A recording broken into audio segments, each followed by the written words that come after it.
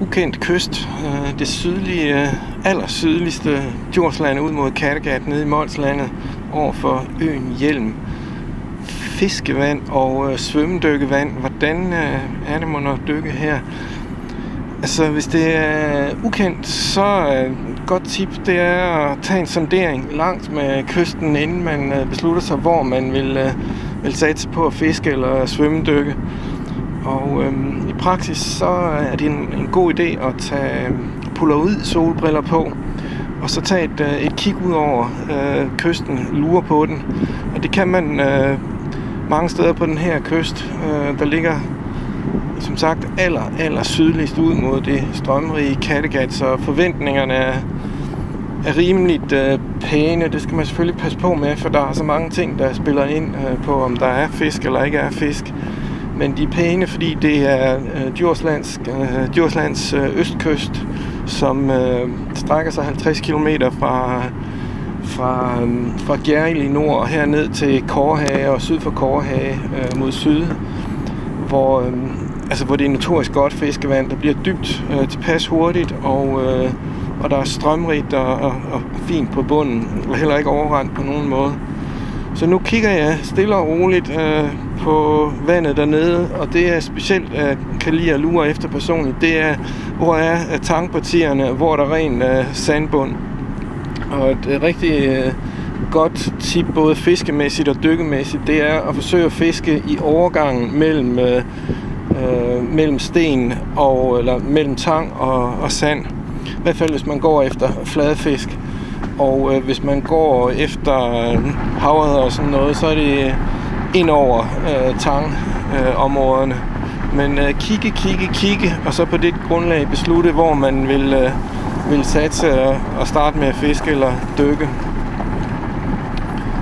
Her ser der sådan set fint ud, men jeg synes, at tangpartiet er lige lovligt langt ude, så jamen, måske er der et bedre sted.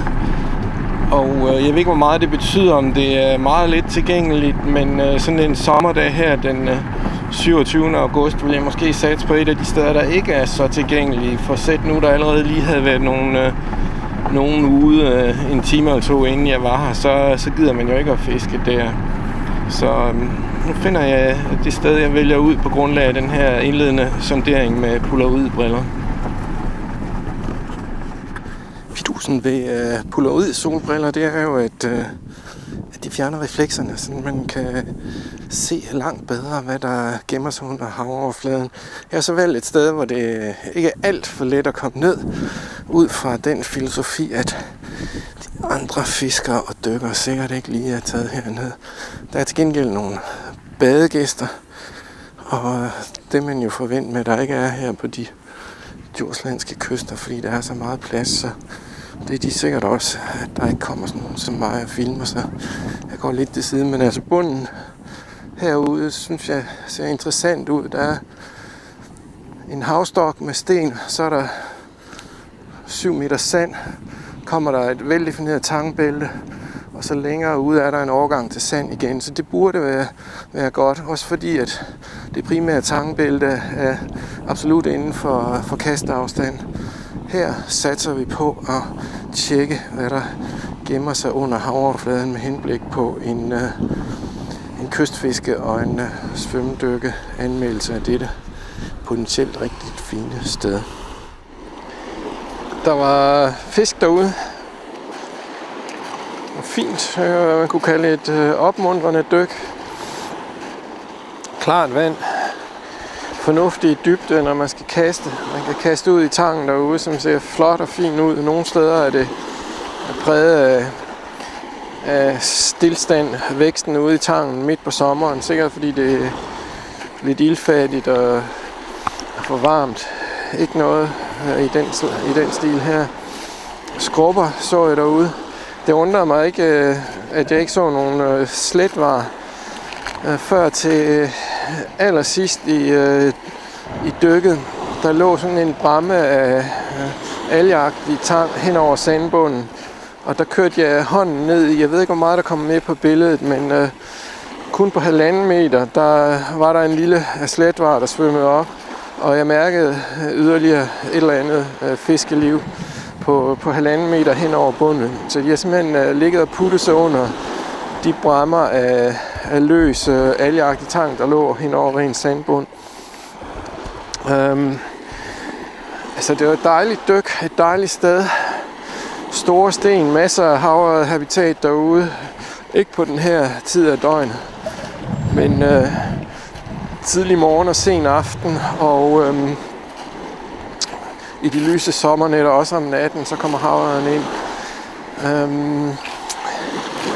Med henblik på torsk, som er sådan et følsomt emne her i det østjyske, fordi bestanden er fisket totalt ned eller på anden måde forsvundet fra at have været utrolig talrig før 1980. Der er det også gode tegn. Der er få krabber, nogle enkelte store krabber, og torsk elsker krabber, så jo færre krabber der er, jo flere torsk er der, lyder teorien herfra. Jeg så også et par marsvin, småhvaler, inden jeg kom ned, der jagede, og jeg ved ikke helt nok om deres biologi til at sige, hvad det er, de spiser, men jeg ved, de spiser fisk. Jeg kunne forestille mig, at der i hvert fald er nogle fisk, der enten skynsomt putter sig eller svømmer væk, når der er marsvin i farvandet. Men jeg så deres grupper, og det hele ser rigtig fint ud, så altså det er en A-kyst, både fiskemæssigt og dykkemæssigt, det er der slet ingen tvivl om. Den fortsætter 50 km op langs Djurslands østkyst ud til Kattegat på samme måde som her.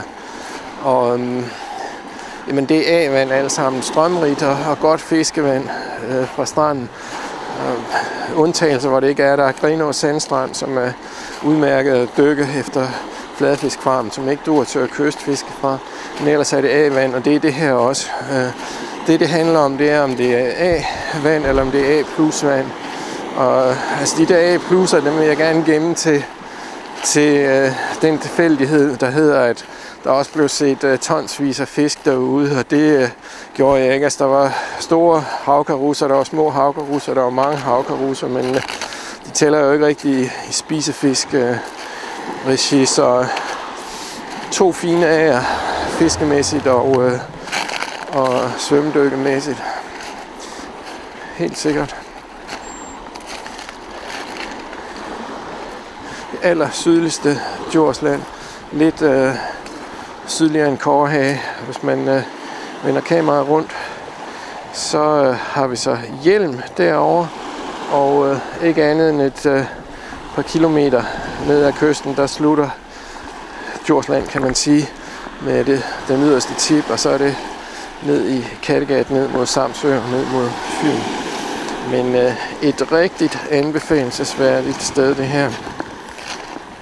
Æbeltoft ligger i øvrigt lige en 4 kilometer eller sådan noget i retning mod vest herfra.